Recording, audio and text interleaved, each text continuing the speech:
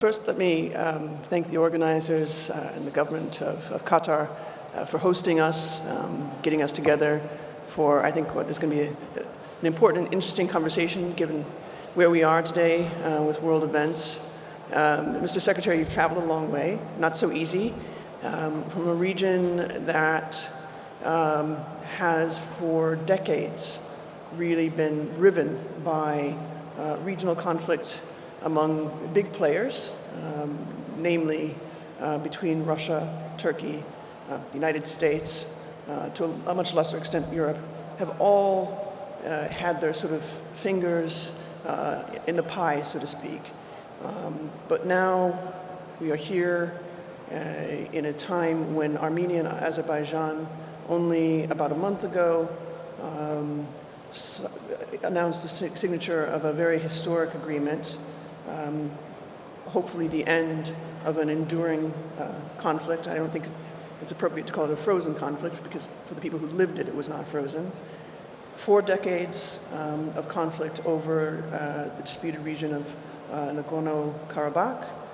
And now we're into the weeds on the details. Tell me a little bit, first of all, contextualize maybe for those in the room, how did we get to this point where you have the signature of the agreement, and then what are the things that are now still holding things up? What are the points of contention, if you will? Thank you very much, and I would like also to join all warm words to the organizers of Global Security Forum, and that's a very good place to exchange ideas and see how we can make the world a better place.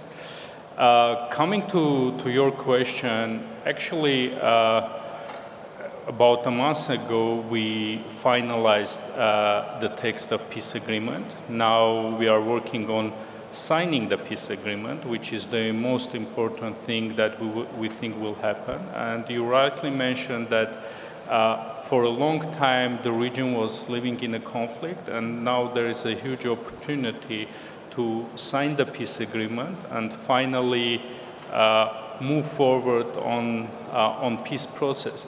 Because, you know, peace agreements are very much important, but it's not only the signing of peace agreement, and we don't see signing the peace agreement as an end goal. It's part of the process of establishing peace in the region, and in that context, for us, for the region, and for the humanity, I would even say that that's very much important process. And in a night, we are sure that we will not be able to overcome the conflict, but we are sure that with signing peace agreement, it will create a ground for moving forward and working on unblocking the region, establishing communication, economic communication, I mean, between Armenia and Azerbaijan, and in that context, that will be also beneficial to other countries because the economic connection between Armenia and Azerbaijan will bring more and more benefit to the region too. Yeah, and yet there's still there's still some sticking points. If I understand correctly, I did a little bit of my research before coming on board. One, concerns expressed by the government of Azerbaijan about, territorial control still being embedded in the constitution. On the other side, there's a sort of similar claim. There's the question of the roughly 120,000 ethnic Armenians that now need to be fully resettled. And then there's the question of sort of reopening that corridor. Of those 3 things, where do you see, if I may, sort of the interest of sort of Russia, Turkey sort of lining up? Where do you see room for some sort of bridge across the region with those bigger players? Look, first of all, actually the players global players. They impact our region, but the most important thing is during the peace agreement negotiation, there was discussion between Armenia and Azerbaijan. Different countries participated, but recently we mainly were negotiating bilaterally, and it's also in some sense the reason of competing global powers that they compete with each other, and at the end of the day we're negotiating bilaterally the peace agreement. Yes, the global powers had impact, but most importantly we finalized the text of peace agreement bilaterally. Azerbaijan is raising two things. One is Minsk group, OSCE Minsk group, which was created in order to deal with Nagorno-Karabakh conflict. Armenia is ready the same day that we will sign the peace agreement to jointly sign an application to OSCE to demolish the OSCE Minsk group. The other thing is Azerbaijan is speaking about Armenia's constitution. Here I would like, we publicly, intensively was speaking about this. According to our legislative system, the ratified agreements higher force than any other legislative regulation in Armenia. There are many countries that have this. This is an international practice. So the best way to address Azerbaijan's concern is, most importantly, and the best way is to sign the peace agreement, ratify it, and that will address the concerns. And we are calling Azerbaijan to sign it because there's also one important thing. According to our legislative system, again, after the signing of peace agreement, the government will approve and send it to Constitutional Court.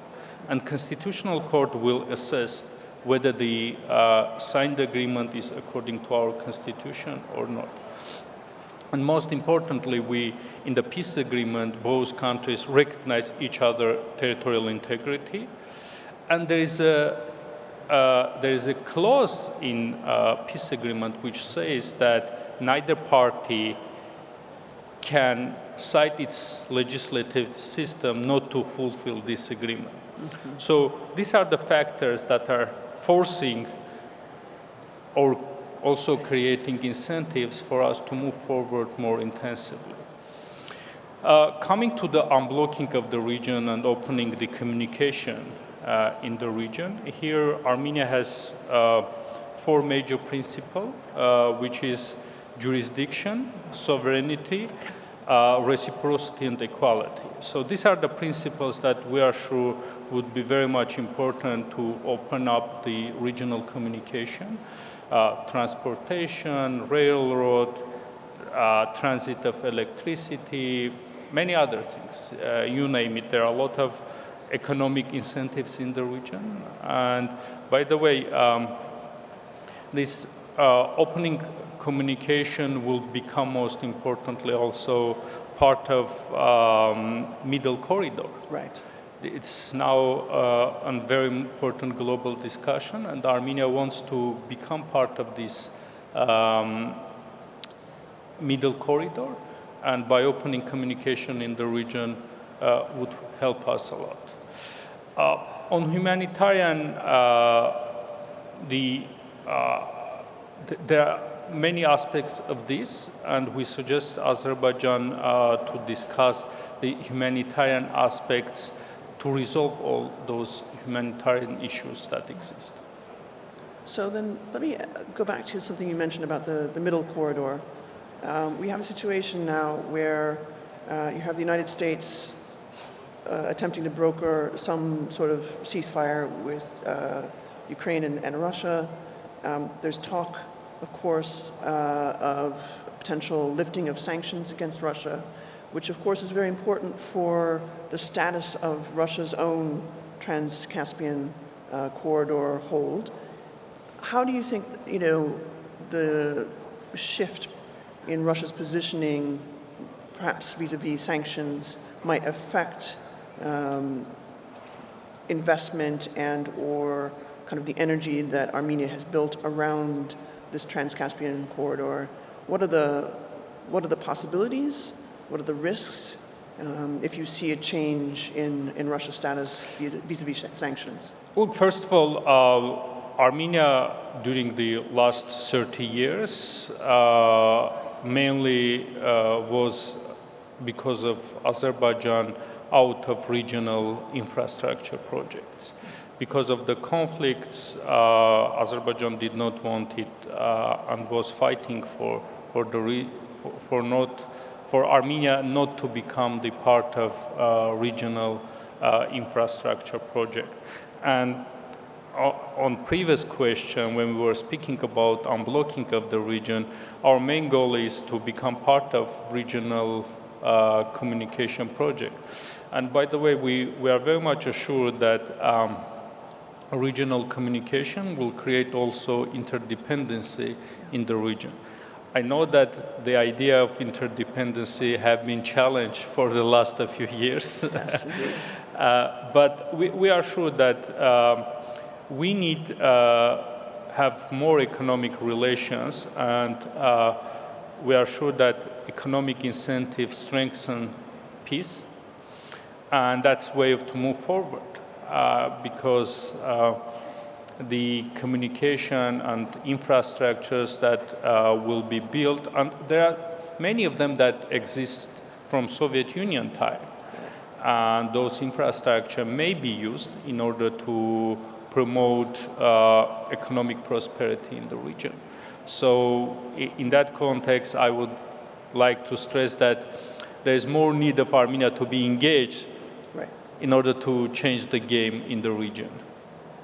So, I mean, we're kind of skirting the edge of talking about the Crossroads of Peace project, which has many components, which maybe would be useful to break down, I think, for members of the audience. What are the things that geographically, physically get in the way of, completing that connectivity? And then what are the things that, I mean, literally the physical challenges of connecting the railways, the lines of communication, as you just mentioned. What are the first things that need to be tackled on that plane?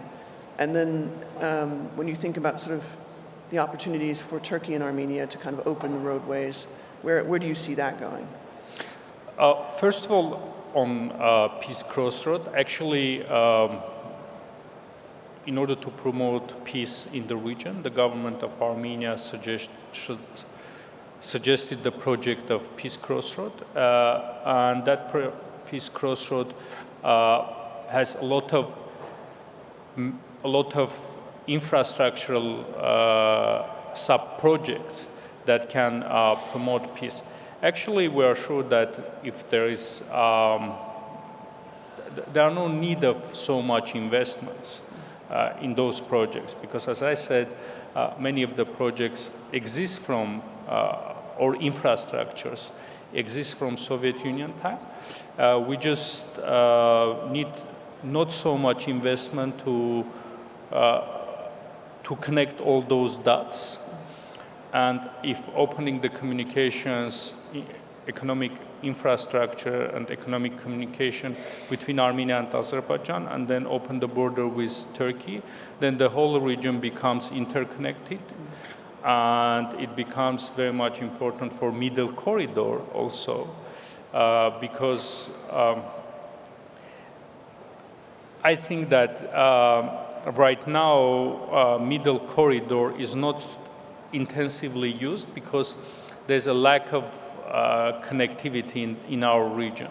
If that connectivity would be established, built, promoted, then more goods and services would travel through middle corridor, and Armenian infrastructure would be used for that. As it's right now closed, there are no much chances to using it. No. So we are now working on promoting Peace Crossroad, engaging more regional countries in that process, but also global powers that would be very much interested, because right now one of high priority topics is global supply chain that at some point disrupts and creates a lot of challenges. COVID was a good example of that, but nowadays those challenges did not disappear. There are still global chain supply challenges, and we are sure that with the Peace Crossroad project, they can be done a lot. So you mentioned COVID, which also happened to coincide with the flare-up in conflict over Nagorno-Karabakh, and it was also kind of an interesting moment because we saw something that we hadn't seen really before, where you had Syrian mercenaries, you had even Afghan militias being encouraged to jump into the fray, and then also obviously Russian Wagner, all of these different non-state actors sort of jumping into the fray, not once but twice actually, right?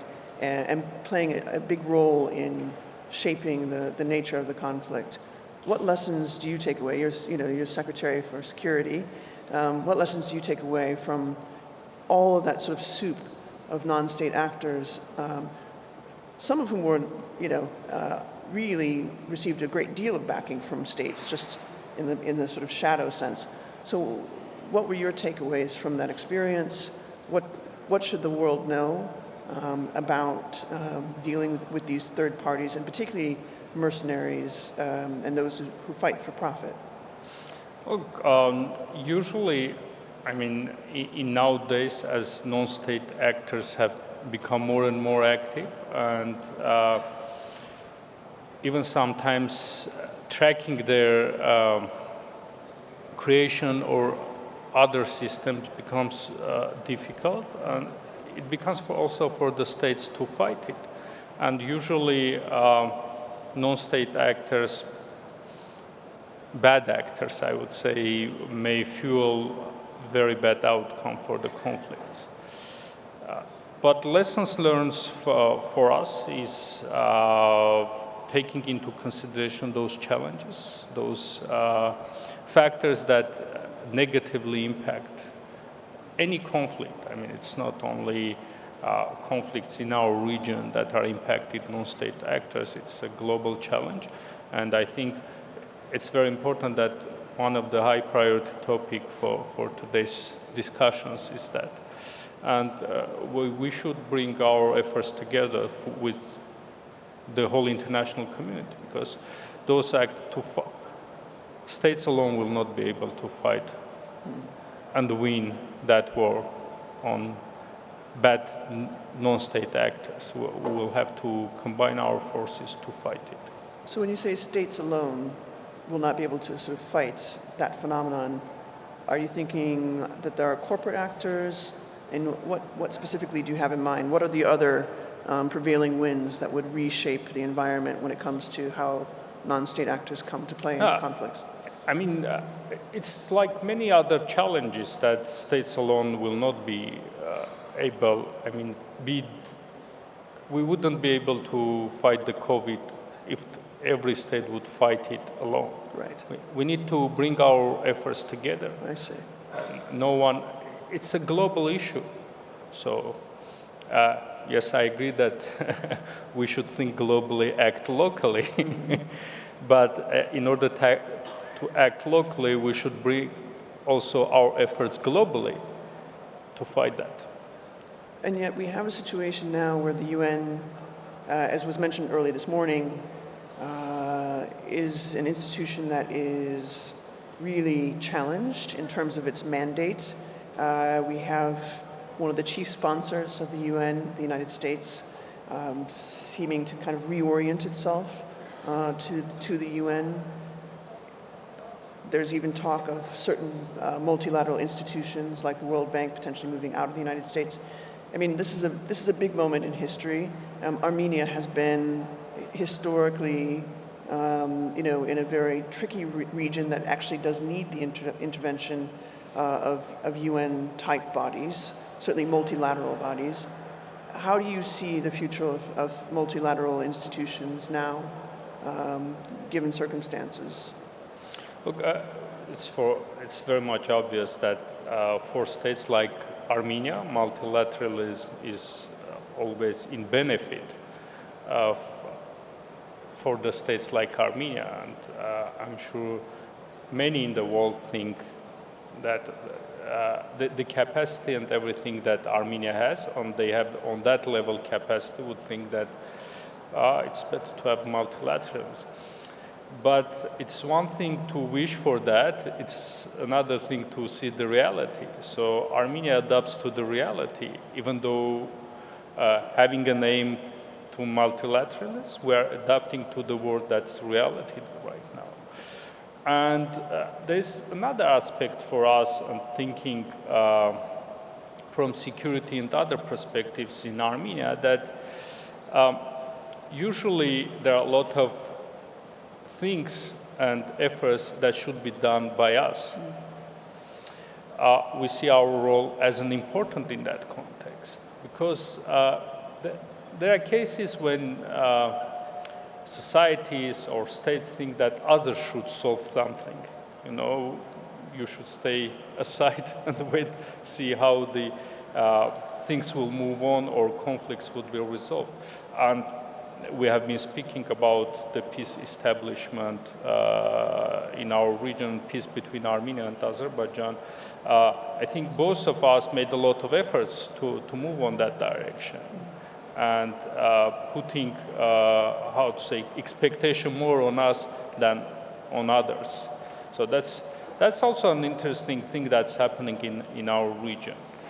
This is not to say that global powers are not having impact on our region. For sure they have. But at the same time, the efforts that are done by regional states, they are having more impacts. Yeah. And we have to think this way and adapt to the reality. I mean, sometimes when you cannot change the reality, you should adapt. But your first priority should be to change that in a way that you think will better your situation. So a bit pragmatic in your approach, I suppose, which you have to be. Because I don't know whether it's called pragmatism, because sometimes pragmatism is in a way perceived that you just adapt. No, but this is not about you just adapt. You know, you aim for the change. You just don't accept everything. It's a little bit philosophical also discussion, but you just not accept the reality, but you try to change it. So there's one other reality that probably will need to change for Armenia in this new context. And one that I think is maybe less familiar to folks is the question of energy security. Unusually, Armenia is actually, despite being in a region filled with lots of gas reserves and fossil fuels, Armenia has challenges there. Although there's also the prospect of growing your nuclear energy capacity. What are the barriers right now for Armenia's energy development? What are your concerns, if any, about the continuing risk of gas being used as a tool of manipulation to not only inside Armenia but across the region? As any state that is thinking about energy security, is the most important thing to diversify your energy dependency as much as possible. There are cases, even natural one, there can be natural even monopolies that it's very difficult to change. But for us, high priority is to diversify our energy dependency, and in that case, also increase the security for our energy security, because energy is very much important topic. Everyone understands that many things hinges on energy. Without that energy, it would be very difficult even to imagine nowadays any economic activity, and that becomes very much important in daily routine of the function of the state. Right now, we are discussing to build a new nuclear power plant. We have one which was built during the Soviet time, but we are now discussing to build a new nuclear power plant.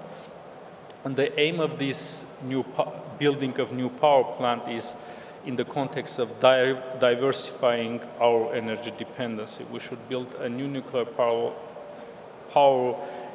with the technology that will decrease our dependency on one center. But there's also one important thing that we have a lot of green energy production. Even our solar energy production is almost similar to our nuclear power plant capability. We have also hydro. And internally, the production of